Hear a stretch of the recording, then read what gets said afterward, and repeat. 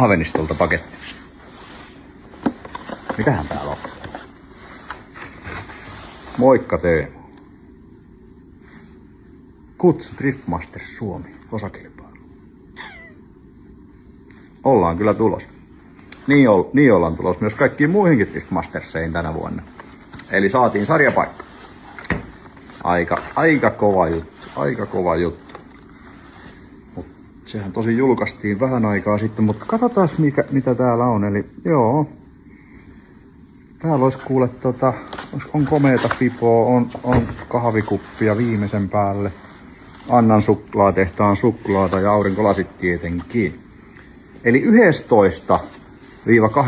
11-12 heinäkuuta Ahvenistolla. Lippuja saa. Ostakaa lippuja, tulkaa paikan päälle kannustaa. Mutta mullakin olisi pari lippua.